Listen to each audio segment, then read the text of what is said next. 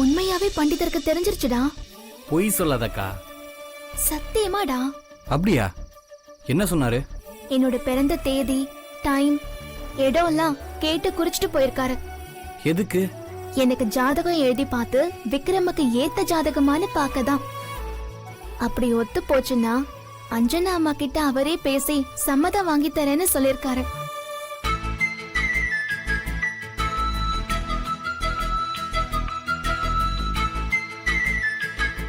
ஏங்கா, இது தெரியாமலா நீ இவ்வளவு நாள் டைம் வேஸ்ட் பண்ணிருக்க? என்னடா சொல்ற? நீ விக்ரம் வீட்டுக்கு போய் அவங்க பாட்டி கிட்ட சம்மதம் வாங்குறதுக்கு பதிலா பண்டிதர் வீட்டுல போய் கஷ்டப்பட்டு இருந்தா அவரே உங்க லவ் ஓகே பண்ணி கொடுத்திருப்பாரு. காமெடி நல்லா இல்ல. நீ போன வை. எனிவே உன்னோட லைஃப் உனக்கு பிடிச்ச மாதிரி செட் ஆனா எனக்கு சந்தோஷம் தான்க்கா. சரி சரி, தேங்க்ஸ்.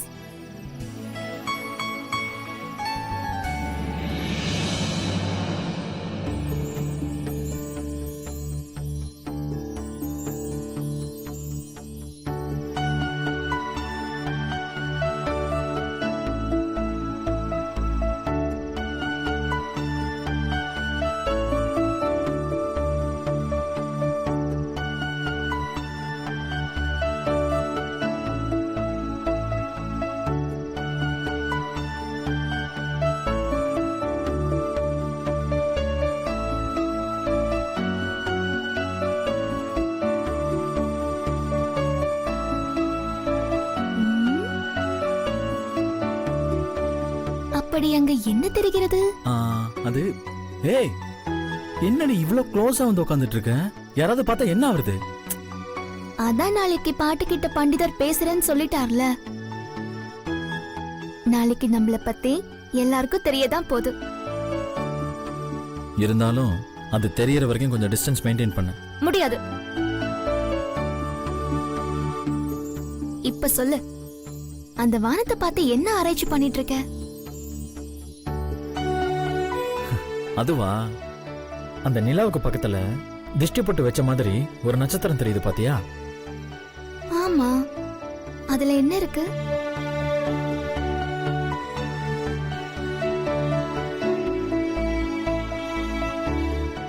டேய், என்னடா ஆச்சு? ஒண்ணுல பிரீத்தி, அம்மா ஞாபகம் வந்துருச்சு.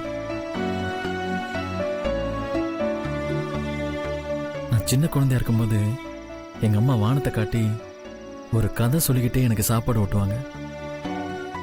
அப்படியா? என்ன கதை? எங்க அம்மாவுக்கு நானா உயிர்.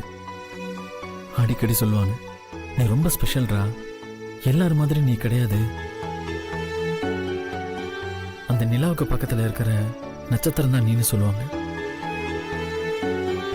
அது தள்ளி இன்னொரு நட்சத்திரம் இருக்கு பாரு, அது யாருன்னு கேட்பாங்க. நான் நீதாமான்னு சொல்லுவேன். அதுக்கு சிரிச்சுக்கிட்டே, அது நான் இல்லடா, உன்னை கட்டிக்க போற பொண்ணுன்னு சொல்லுவாங்க. அவளும் உன்ன மாதிரியே வரம் வாங்கிட்டு வந்தவ. உன்னை கட்டிக்க 7 கடல் 7 மலை தாண்டி வருவா. நீதான் வேணும்னு அடம் பிடிச்சு கல்யாணம் பண்ணிப்பா அந்த ராஜகுமாரின்னு சொல்லுவாங்க. எப்ப வருவாமா என் ராஜகுமாரின்னு கேட்பேன். அந்த நட்சத்திரம் என்னைக்கு இதுகிட்ட நெருங்கி வருதோ அப்பதான் உன்னை தேடி வருவான்னு சொல்லுவாங்க.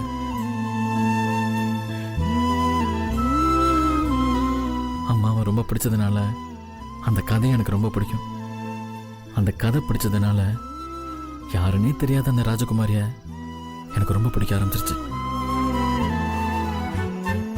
அம்மா போன பின்னாடி அந்த ராஜகுமாரி என்னை நெருங்கி வராளான்னு அடிக்கடி அந்த நட்சத்திரத்தை பார்த்துட்டே இருப்பேன்.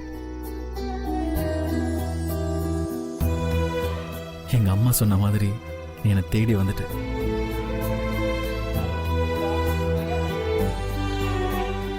பண்டிதரும் நாளைக்கு பாட்டுக்கிட்ட நம்ம கல்யாணத்தை பத்தி பேசுறேன்னு சொல்லியிருக்காரு. அதான் இன்னைக்கு அந்த நட்சத்திரம் நகருதான்னு பாக்குறேன். கண்டிப்பா நகரும். வெயிட் பண்ணி பார்க்கலாம்.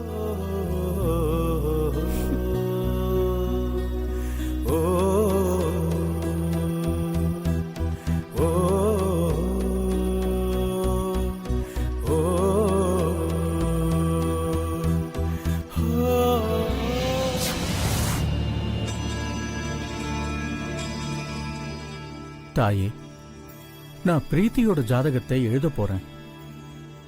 நீதான் ஒரு நல்ல முடிவா சொல்லணும்.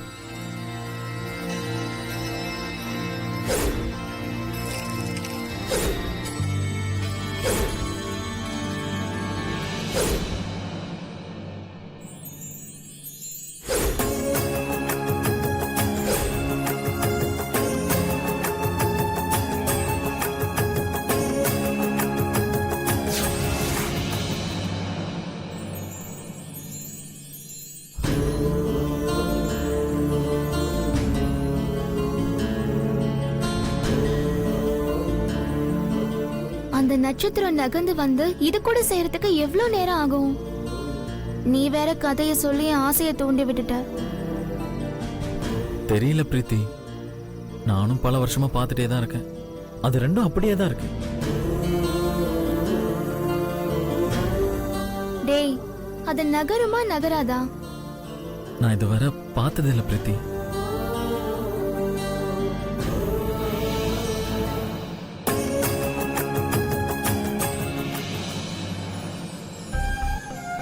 சரி பிரீத்தி, டைம் ஆயிடுச்சு, வா போலாம். இருடா, இன்னும் கொஞ்ச நேரம் பார்த்துட்டு போலாம். இன்னொரு நாள் பார்த்துக்கலாம் பிரீத்தி, எனக்கு தூக்கமா வருது.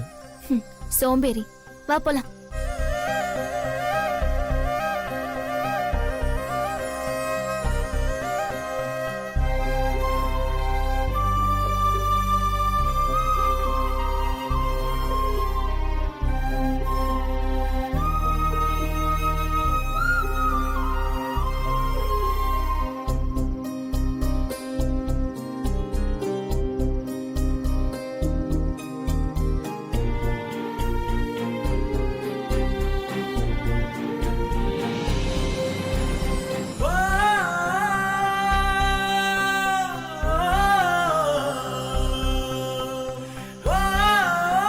விக்ரம்,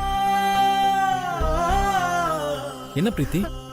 அங்க பாரு, நட்சத்திரம் நகருதுடா. வா போய் பார்க்கலாம்.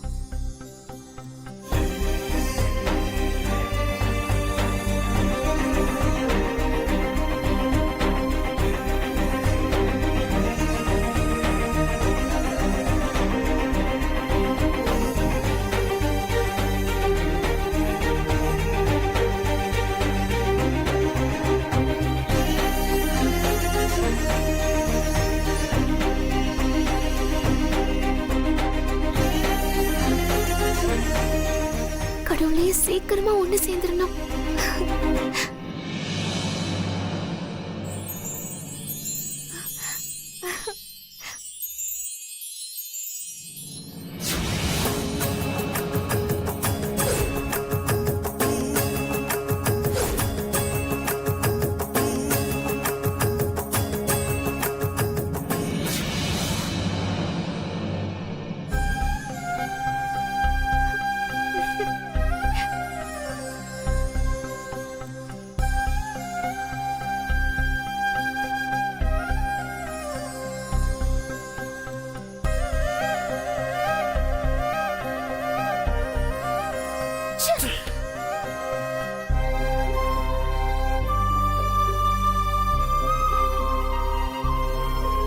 கிட்ட வரும்போது இப்படி ஆயிடுச்சே. ஆமால,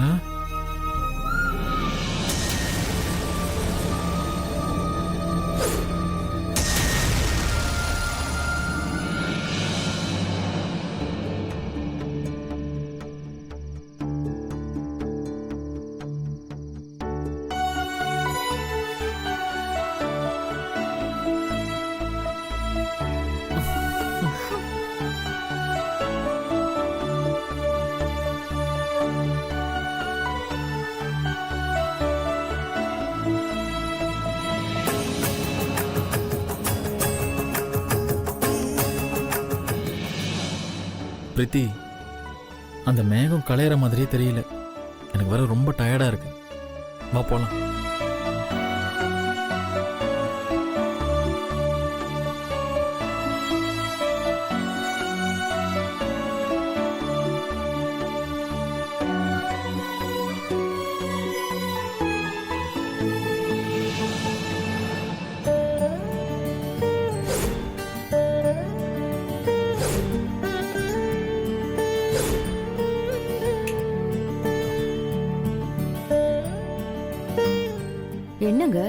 இன்னும் தூங்காம என்ன யோசிச்சுட்டு இருக்கீங்க?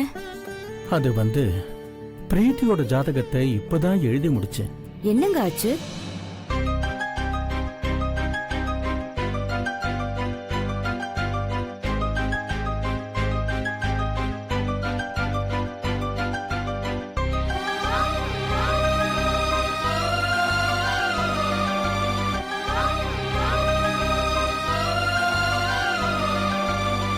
பிரீத்தி விக்ரமோட ஜாதகம் என்னைக்குமே சேராது.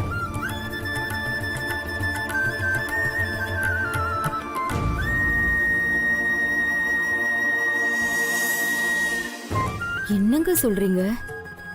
அதுதான் எனக்கும் ஒண்ணுமே புரியல. ஆனா ஒண்ணு உறுதி, விக்ரமுக்கும் பிரீத்திக்கும் கல்யாணமே நடக்காது. அவங்க ஒன்னா வாழ மாட்டாங்க, வாழவும் கூடாது.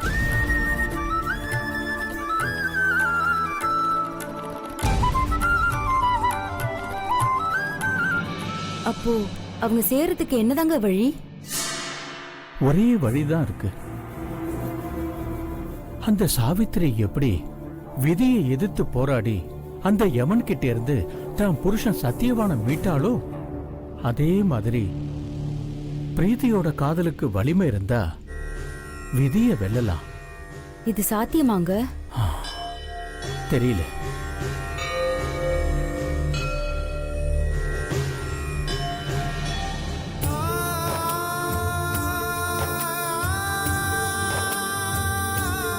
கடவுளே, விதி ஜெயிக்க போகுதா இல்ல அந்த பொண்ணு பிரீத்தியோட காதல் ஜெயிக்க போகுதான்னு உனக்கு மட்டும்தான் தெரியும்.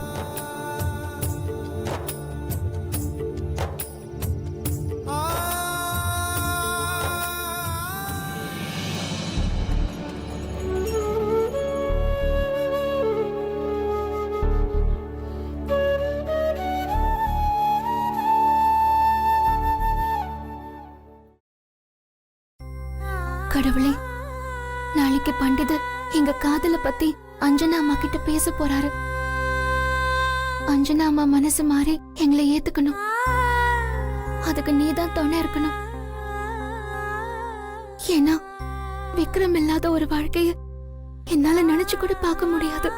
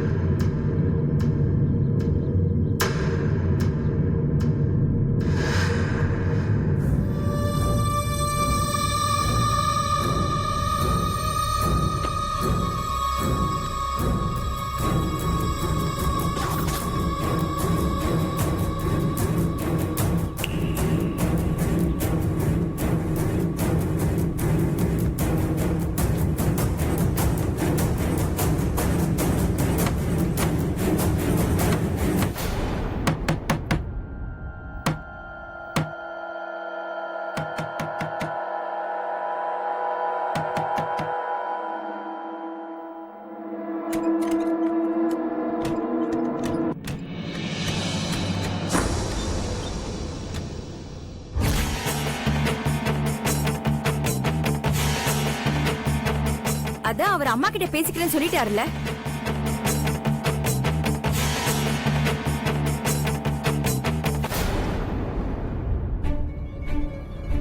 மா, முதல்ல வெளியே போங்க.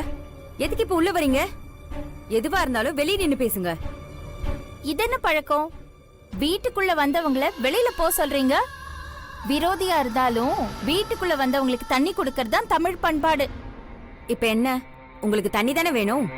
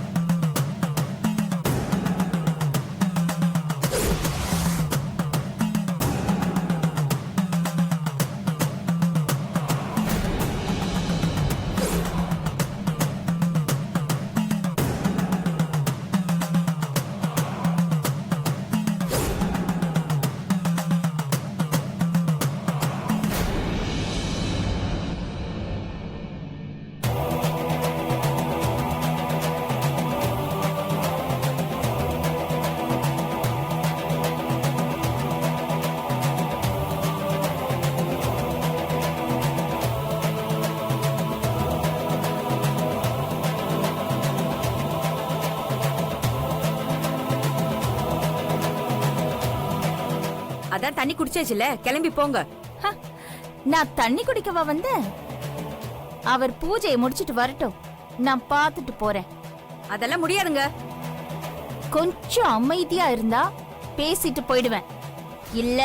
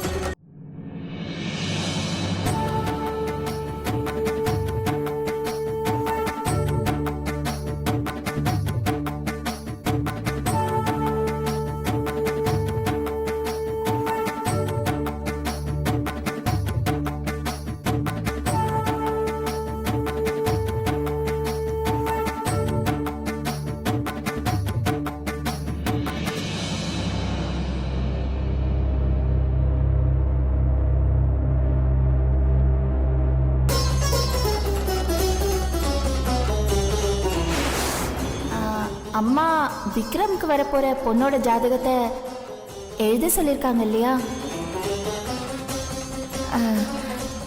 அம்மா கிட்ட கொடுக்கறதுக்கு முன்னாடி என்கிட்ட கொடுத்தீங்கன்னா அந்த ஜாதக அமைப்புள்ள பொண்ணை நான் எப்படியாவது தேடி கண்டுபிடிச்சு அம்மாவுக்கு முன்னாடி கொண்டு போய் நிறுத்துவேன்.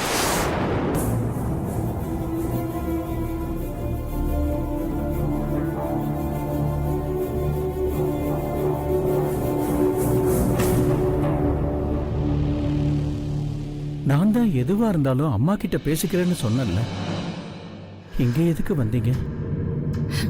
எனக்கு ஜாதகம் வேணும். ஜாதகம் வேணும்னா நீங்க அம்மா கிட்ட போய் வாங்கிக்கங்க.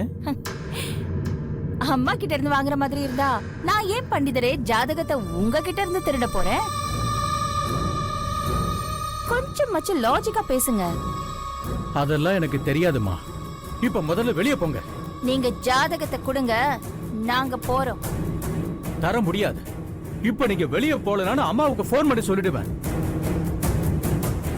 ஒழுங்கா நீயா கொடுத்தா நல்லது. என்னம்மா மிரட்டி பாக்குறீங்களா? இப்பவே அம்மாவுக்கு போன் பண்ணி பேசுறேன்.